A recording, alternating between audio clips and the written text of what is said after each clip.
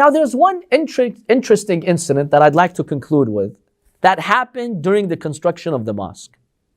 And this incident is very important. We'll see why. We have two versions of this incident. I'll share them both with you so we can see what happened. Ibn Hisham in Sir al-Halabiyya and other sources, they narrate the following. They say Uthman ibn Affan was there during the construction. Uthman was very peculiar about the neatness of his clothes. He did not want any dust to collect on his clothes.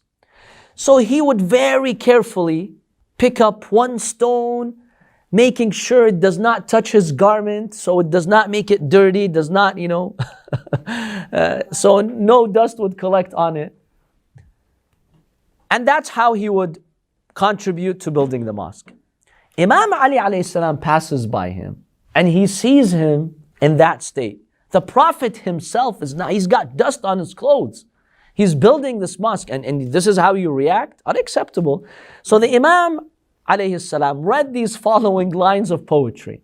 He said, لا يستوي من يعمر المساجد يدأب فيه قائما وقاعدا ومن يرى عن التراب حائدا. The Imam says, you can't compare between the one who's working so hard, building the mosque with all of his heart, and the one who's scared of the dust. You can't compare between these two. The Imam alayhi salam was making a reference to Uthman.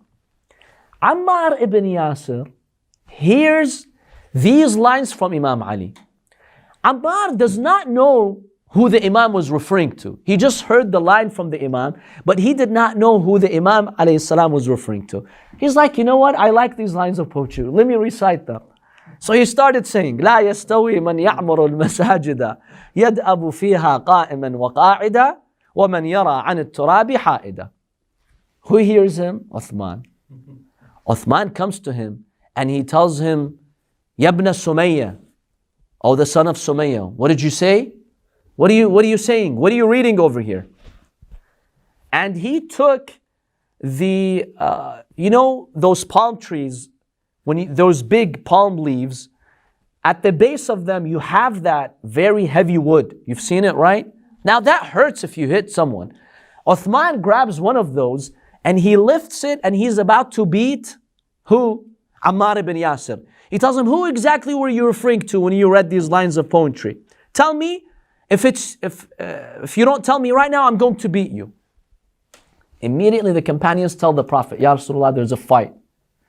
A fight is about to break out in the masjid. By the way, these are Sunni sources which have mentioned this, not our sources. There's a fight. Come and do something about it. The Prophet ﷺ, when he heard that Ammar ibn Yasir is being threatened, he becomes extremely furious. He becomes very, very disturbed. Then the Prophet ﷺ said something that is extremely important in the fate of Islam and at the time of Imam Ali alayhi salam. The Prophet calls Ammar because the companions told him, Ammar, please go to the Prophet. He's so angry. We are concerned now new revelation is going to come and verses are going to blast some of us. Because that's what would happen oftentimes. Please, just go and diffuse the situation. Make sure the Prophet is no longer angry. Ammar goes to the Prophet. He tells him, Ya Rasulullah, it's okay. Something happened and he threatened me. Then the Prophet tells Ammar, tell me what happened. Ammar told him another part of what happened. Each of the companions would carry one, not boulder, but those blocks. They would carry those blocks.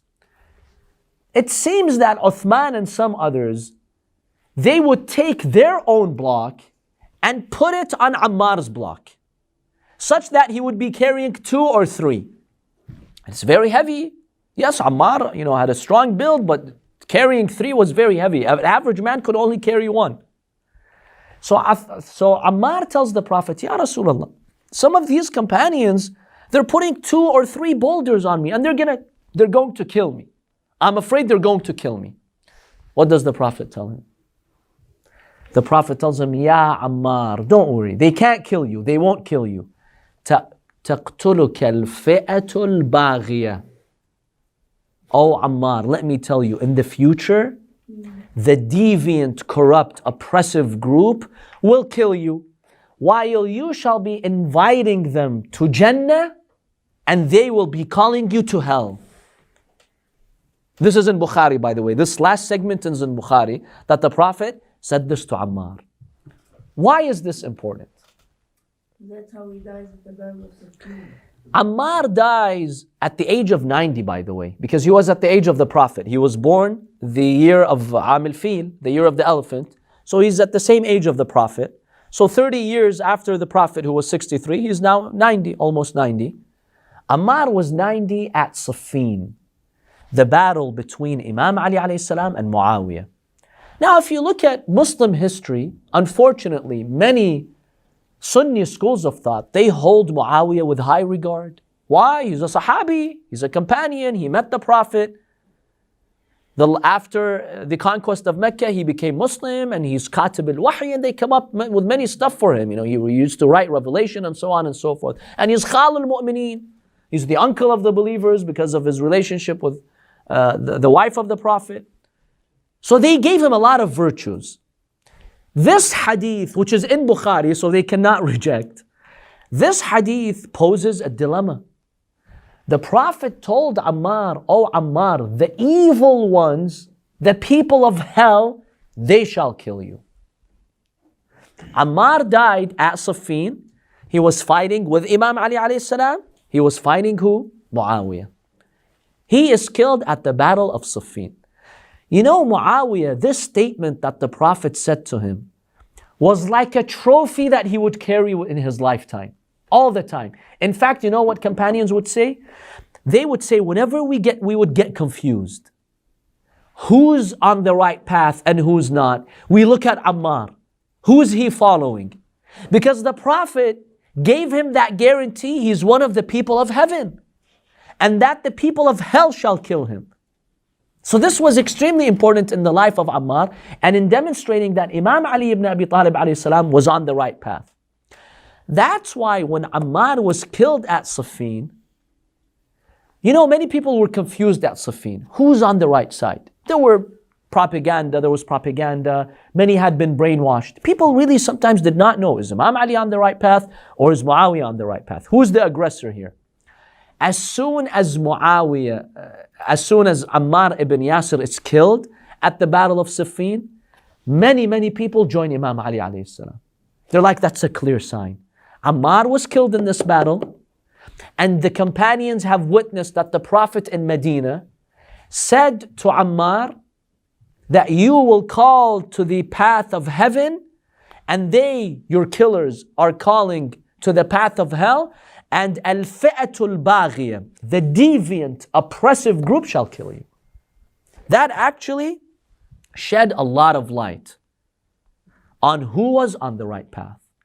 So this incident is extremely important when we look at the life of Ammar ibn Yasir and the statement that the Prophet ﷺ made to him. Now this is one version of the event.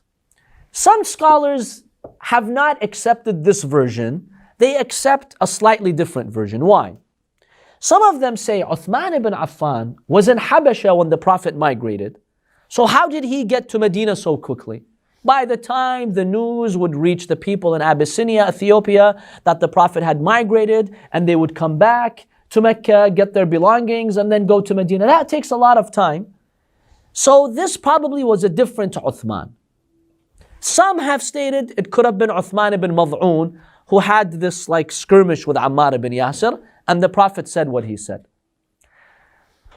My personal take on this is that it's very likely that it is Uthman ibn Affan, because sources indicate the construction of the mosque, some of them indicate took about 7 months to a year. So the Prophet spent about 7 months in the house of Abu Ayyub al-Ansari before the mosque was constructed and before the rooms of the Prophet were constructed. Because the Prophet, when he was establishing the mosque, he was also what?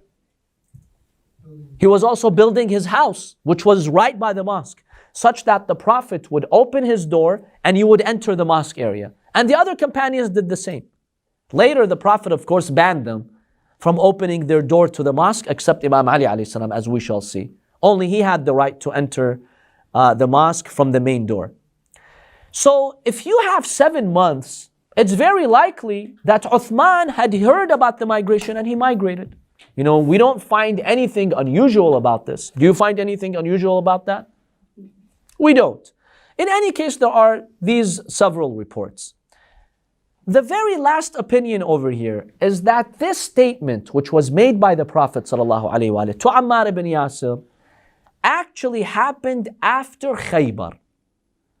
When the Masjid of the Prophet was expanded, there was new construction. That's when the Prophet said this statement to Ammar. Not in the beginning, due to some pieces of evidence. In any case, there are differences as to who Uthman was. Did this happen early on in Medina or later when the mosque of the Prophet was rebuilt and renovated? But what we know is that Sunni and Shia have both narrated that the Prophet said this very powerful, important statement to Ammar ibn Yasir. And this is proof and testimony that Ali ibn Abi Talib alayhi salam was on the right path. Because Ammar ibn Yasir died on the side of Imam Ali. In fact, you know what Amr ibn Aas did? There was a leader of the Syrians, a man by the name of Thaqlain al-Himyari. This guy with 20,000 people had come to support Muawiyah at the Battle of Siffin. And Muawiyah was highly counting on him. He hears that Ammar ibn Yasir has been killed. So he stops. He's like, wait a minute. I've heard that the Prophet said this about him. That means Ali is on the right path. Not Muawiyah. Amr ibn Aas, you know, he was the aide of Muawiyah. He was that very cunning, sly, deceitful person. He comes to him. He tells him, why are you withdrawing your support? He's like, well, Ammar ibn Yasir, he's died. And he's fighting with Imam Ali alayhi salam against you guys. And that's proof that you are on the batil, on the wrong path, not him. He tells him, no, this is wrong information. He tells him, what do you mean wrong information? Didn't the Prophet say it? He couldn't deny it. Amr ibn Aas said, yes, the Prophet said it. But Ammar is not even present in the battlefield. He didn't die. Ammar is somewhere else. He's like, no, that can't be the case. I heard from a lot of people that Ammar ibn Yasir is in the army of Imam Ali and he just got killed. He's like, no, I swear to God, he's not in the army of Ali. He's not even participating in the battle. So this guy, Thaqlain, he's like, you know what? Let me go and find out for myself. He goes, investigates, he sees, no, Ammar has been killed. Right before he goes to his 20,000 soldiers and he tells them to withdraw, he mysteriously is killed. He's gone and nowhere to be found. They get rid of him. They eliminate him so he doesn't mobilize his army. Because had that happened, Muawiyah would have definitely lost at the Battle of Siffin. In any case, Ammar ibn Yasir was this amazing companion of the Prophet who even through his death, he supported Imam Ali. And he demonstrated to the people that Imam Ali ibn Abi Talib was on the right path.